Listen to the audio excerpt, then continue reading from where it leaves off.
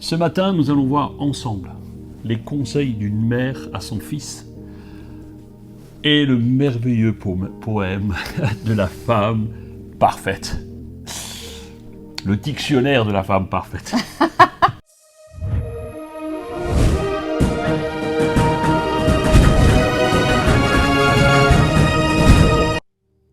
Salut à tous. Bonjour à vous tous. Nous sommes extrêmement heureux d'être avec vous encore aujourd'hui pour ce jour. 31. Ce défi 31 où Défi nous sommes arrivés au 31. bout. Amen. Waouh, waouh, waouh. Alléluia. Nous espérons que vous allez tous bien et nous allons continuer aujourd'hui encore de développer ce dernier chapitre des Proverbes. Et à la fin, restez jusqu'à la fin de la vidéo, vous aurez une petite surprise. Alors, on va sans tarder commencer la lecture. Ma chérie, est-ce que tu veux bien? Mais oui. Mais oui. Sage comme une image. Comme Allons-y. toujours. Vous avez vos Bibles? Oui, Vos crayons? Vos cahiers? oui. Allez, c'est parti. Alors, Proverbe 31. C'est les paroles du roi Lemuel, des maximes que sa mère lui a enseignées. Où il est dit: que dirais-je, mon fils? Que te conseillerais-je, ô mon fils bien-aimé? Que te dirais-je, fils, appelé de mes vœux? Ne gaspille pas tes forces avec les femmes. Ne te laisse pas mener par celles qui perdent les rois. Il ne convient pas au roi, Lemuel, non, il ne convient pas au roi de boire du vin, ni à ceux qui gouvernent d'aimer les boissons enivrantes. Car après avoir bu, ils pourraient oublier les lois et léser les droits des victimes de la misère. Que l'on donne plutôt les boissons enivrantes à celui qui va périr et du vin à qui a le cœur malheureux. Qu'il boive et qu'il oublie sa misère, qu'il ne se souvienne plus de son tourment. Ouvre la bouche pour défendre ceux qui ne peuvent parler, pour défendre les droits de tous ceux qui sont délaissés. Oui, parle pour prononcer des justes verdicts. Défends les droits des malheureux et des pauvres. Alors nous voyons ici une maman qui se permet de donner des conseils à son fils qui est le roi. La reine-mère. Et donc c'est en fait la reine C'est mère. la reine-mère. Et donc qui est Lemuel? Lemuel, semblerait-il, n'est pas un roi connu en Israël, donc il semblerait que ce soit un roi ismaélite, Oui. comme nous avons vu hier pour Agour. Et ce roi, en fait, est très reconnaissant à sa mère, parce qu'elle lui donne des conseils. Et en fait, les reines-mères avaient un pouvoir, Oui. une influence. Une bonne influence. Bonne oui. influence. Enfin, une influence. Une influence sur Ici, bonne. leurs Ici. enfants, sur leurs fils. Ici, c'est une bonne Voilà. influence. Peut-être que Lemuel, pour lui, il ne l'a pas forcément pris pour, pour bonne, parce que finalement, elle le met quand même en garde sur plusieurs sujets, et notamment Les femmes. les femmes, comme toujours. Donc nous voyons qu'en fait, Lemuel était un roi, et comme à cette époque-là, les rois avaient des harems à leur service. Donc, Oui, exact. donc ils avaient, pour Salomon, il paraît qu'il en avait 700, donc il avait de quoi s'occuper, les longues soirées d'hiver. Et là, on comprend pourquoi il est dit: ne gaspille pas tes forces Oui. avec les femmes. Voilà, c'est ça, donc elle ne lui dit pas que c'est mal, mais elle lui dit fais attention, ne te laisse pas séduire, ne te laisse pas envahir par juste ces plaisirs charnels Oui, c'est ça. qui risqueraient de t'écarter De le dévier de ses responsabilités. de le dévier de ses responsabilités. Donc trop de femmes, ce n'est pas bon, une seule épouse, ça me suffit et ça doit vous suffire, comme à vous mesdames, un seul mari Oui, tout à fait. doit aussi vous suffire. Oui. Et elle le met en garde aussi contre les boissons enivrantes, contre le vin. Et elle dit même que la dépendance du vin, le trop d'alcool pourrait même dévier le roi lui-même des lois que lui-même a mis en place. Ça montre... En clair, ça ruine la vie. Les conseils qu'elle lui donne ici pour l'abus sexuel, pour l'abus de l'alcool, en fait, c'est contre les abus. C'est de ça qu'il s'agit. Et en fait,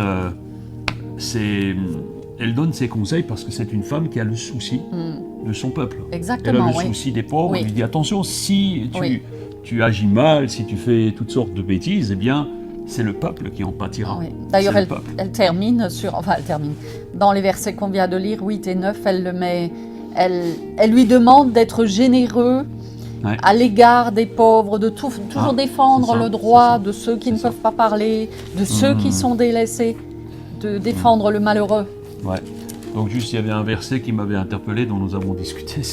En fait, elle dit donne l'alcool à ceux qui sont tristes, mélancoliques, ceux qui ont des problèmes, ceux qui... En fait, c'est quelque part comme un psychotrope d'avant les médicaments. C'est-à-dire l'alcool était utilisé d'ailleurs même pendant les guerres. On donnait de l'alcool aux soldats pour qu'ils aient du courage, pour qu'ils s'oublient, pour qu'ils boivent pour oublier. En fait, c'est un petit peu ça. Et même pendant la guerre de 14-18, on donnait de l'alcool, de l'agneau aux soldats qui étaient dans les tranchées pour qu'ils aient le courage d'aller au charbon, en fait, pour qu'ils soient un petit peu anesthésiés. Donc l'alcool est un anesthésiant, et même, je dirais plus loin, on a appris dernièrement que l'alcool est quelque chose qui est extrêmement mauvais pour la santé, parce que cela ça stoppe le métabolisme, en fait, et en fait les sucres ne sont plus digérés lorsque nous buvons de l'alcool. Donc l'alcool doit rester une exception. Moi, je ne suis pas contre, on l'a déjà dit. Un bon verre, il n'y a aucun souci. Un bon petit verre, ce n'est pas très mauvais. Mais nous devons faire attention à tous les abus, et même, je dirais, la consommation trop régulière. Alors à partir du verset 10, « Heureux celui qui trouve une femme vaillante. Elle a bien plus de prix que des perles précieuses. Son mari a confiance en elle. Il ne manquera pas de bien dans sa maison. Tous les jours de sa vie, elle lui fait du bien et non du mal. Elle cherche avec soin du lin et de la laine et elle les travaille de ses mains diligentes. Comme un vaisseau marchand, elle amène des vivres de loin en sa demeure.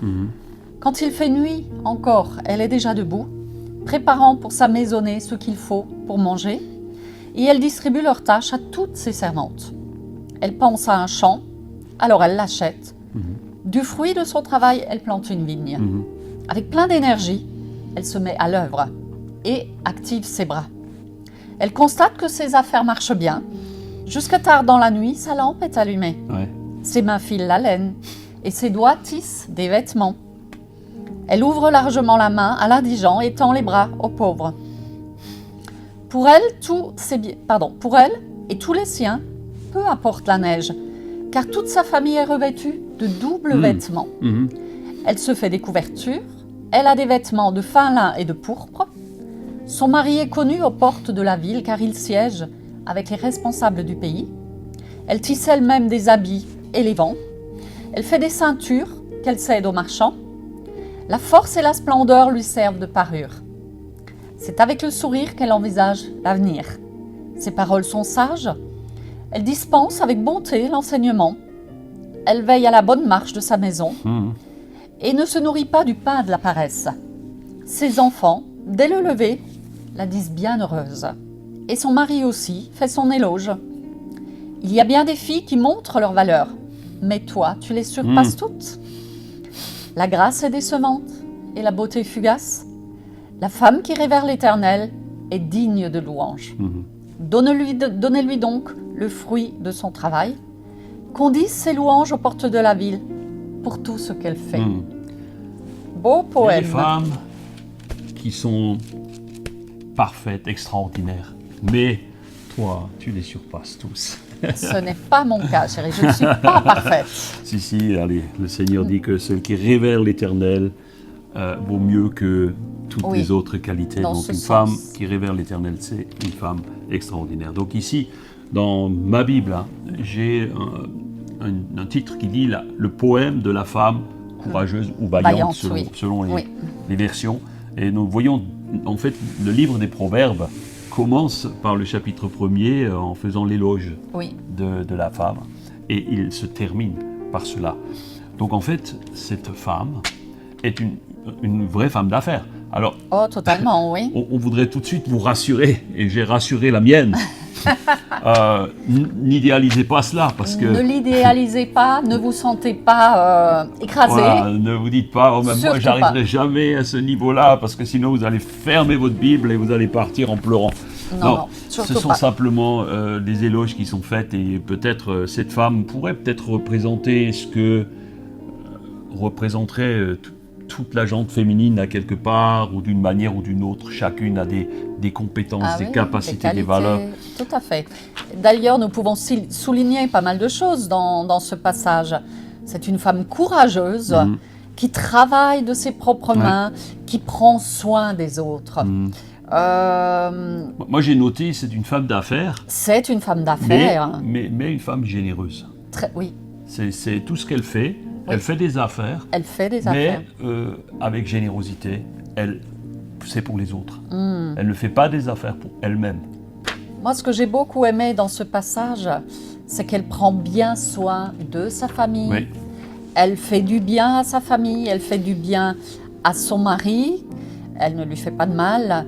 Elle travaille elle-même de ses propres mains. Il nous est dit qu'elle a des servantes et dès le matin, elle dispense les tâches à chacune de ses servantes, mais elle travaille elle-même également. Jusque tard dans la nuit. Jusque tard dans la nuit et tôt le matin. Ce n'est pas une chef qui dit bah toi fais ci, toi fais ça. Non, oui, elle fait et elle encourage les autres également à faire. En fait, moi ce qui m'a interpellé dans ce texte, c'est qu'elle honore en même temps son mari, simplement pas par des paroles, mais elle honore son mari par la bonne tenue de sa maison. Oui. Son mari qui est un homme apparemment notable, d'après ce que nous dit la oui. Bible, il est sûrement au conseil de la ville ou je ne sais trop. Et en fait, elle honore son mari à travers son attitude, à travers une maison bien tenue. Lorsque quelqu'un vient dans sa maison, lorsque son mari ramène ses amis, ses collègues, tout est rangé, tout est nickel, la table est mise, un bon repas, les enfants sont propres, bien. Voilà, c'est un honneur pour un mari d'avoir une femme comme celle-là. Bienveillante. Et d'ailleurs, ses enfants, est-il dit, l'honorent. Oui, il l'honore. Dès le matin, il l'honore. Ce que j'ai beaucoup aimé, c'est aussi le passage où il est dit que pour elle et tous les siens, peu apporte la neige. Parce qu'elle a déjà prévu des vêtements doubles. Elle est prévoyante. Donc c'est une femme très prévoyante, exactement. C'est une femme, en fait, qui révère l'Éternel. Et il est dit qu'une femme qui révère l'Éternel est digne de louange. Elle vaut plus que tous les bijoux, que toutes sortes d'autres choses. Elle révère l'Éternel. La Bible dit à un moment donné que tout ce que nous faisons, nous devons le faire avec joie. Alors là aussi, il a dit que c'est avec le sourire qu'elle envisage l'avenir et c'est du bonheur, quoi. Ouais. C'est du bonheur de regarder vers l'avenir avec le sourire. Et la conséquence, est-il dit à la fin de ce texte, c'est que toute la ville la loue. Toute la ville est en train de dire « Waouh, mon ami, tu as de la chance, tu as une femme extraordinaire. Qui ne rêverait pas d'avoir cela ?» Alors, mesdames, messieurs aussi, que partout où vous alliez, qu'on puisse établir et dire simplement « Oh, cet homme-là, il est digne de recevoir la louange des hommes. » Attention, je ne dis pas prendre la louange à Dieu pour la donner à des hommes, ce n'est pas ça, mais la louange ici, c'est simplement honneur, honorer. Nous devons apprendre à honorer les personnes qui nous sont chères, des personnes qui sont de valeur. Et une femme de valeur n'a pas de prix, mes amis. Une femme de valeur, c'est comme une perle de grand prix. Ce poème nous montre que cette femme fait la joie de son mari, fait la joie de ses enfants. Oui. Elle est aussi très précieuse au sein même de la ville. Et alors qu'elle se tient dans sa maison, c'est aux autres qu'elle pense. Oui. C'est aux autres qu'elle pense. Oui, parce qu'elle est généreuse. Et c'est pour cela que tout le monde veut l'honorer. Son mari, ses enfants, ainsi que tous ceux qui l'entourent. Prions pour que nous puissions tirer exemple de ces valeurs, parce que ce sont des valeurs qui sont communiquées là.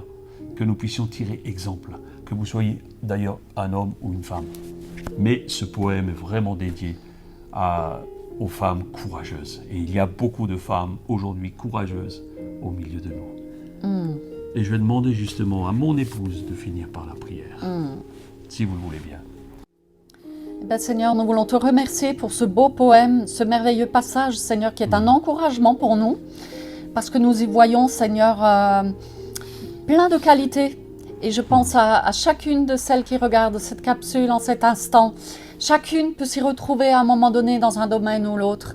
Et Seigneur, je prie pour chacune maintenant, pour qu'elle soit encouragée aussi dans le fait de voir l'importance de son rôle de maman et de femme au sein de la famille. Parce que l'épouse pourvoit à un bon équilibre de la famille.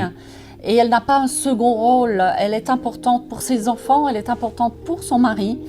Et je prie vraiment pour chacune d'elles, qu'elles soient encouragées au travers de ce proverbe. Amen. Seigneur, je veux les bénir. Merci pour ta parole. Seigneur, merci parce que nous pouvons venir à toi tels que nous sommes. Et c'est toi qui nous aides chaque jour à progresser. Oui, amen. À toi, Seigneur, toute la gloire. Alléluia. Au nom de Amen. Jésus. Amen. Alléluia. À vous tous qui nous regardez, qui sont avec nous, parce que je sais que c'est un échange, vous n'êtes pas juste là en train de nous regarder, mais pendant ces quelques jours où nous avons été avec vous, vous avez été avec nous, il y a une connexion. Et la connexion s'est faite à travers ce livre. Alors, ce défi 31 proverbes, comme le slogan le dit, 31 jours, 31 résolutions. Alors peut-être vous avez des résolutions à prendre. Peut-être vous avez décidé, vous avez pris des résolutions. Nous voulons vous encourager à vous accrocher. Oui, persévérer. Priez parce que par le Saint-Esprit, vous allez réussir à avancer d'un cran. N'hésitez surtout pas à revoir ou l'un ou l'autre proverbe ou carrément toute la série comme ça vous tente. Dès que vous en avez l'occasion, ouvrez vos Bibles, lisez-les en même temps que nous et je vous assure que vous allez être au bénéfice extraordinaire de ce que les proverbes m'ont apporté, nous ont apporté, oui, dans la préparation. Et vous apporteront. Même avant, quand on les disait déjà avant. Et je voudrais rajouter que durant ces 31 jours, vous avez pris une nouvelle habitude. Parce qu'il est dit qu'il faut 21 jours pour prendre une habitude. Là, vous avez persévéré 31 jours. Ouais. Chaque jour, vous avez pris ce livre avec nous, ce passage des proverbes. Alors, on vous encourage à ne pas vous fatiguer, à vous arrêter, mais à persévérer vraiment dans cette habitude. Chaque jour, prenez du temps. C'est pourquoi nous avons décidé de vous offrir un bonus. Alors, ce ne sera pas 31 jours, Non. de vous offrir un bonus demain matin où on va vous présenter ce que nous allons faire par la suite. Parce qu'on ne va pas vous abandonner comme ça, complètement. Après tout ce que nous avons vécu ensemble et lu ensemble, on veut vraiment continuer à vous bénir. Donc demain matin, ne manquez pas le défi 31 et le jour bonus. Le jour bonus. Et on ne vous dira pas plus pour le moment. Donc vraiment, soyez bénis et d'ici là, prenez soin de vous. Prenez soin de votre âme. Passez une excellente journée et gardez ce passage dans votre cœur. On vous Vraiment, aime. gardez-le. Gardez la foi. Soyez bénis. À demain. Salut. Ciao. Ciao, ciao.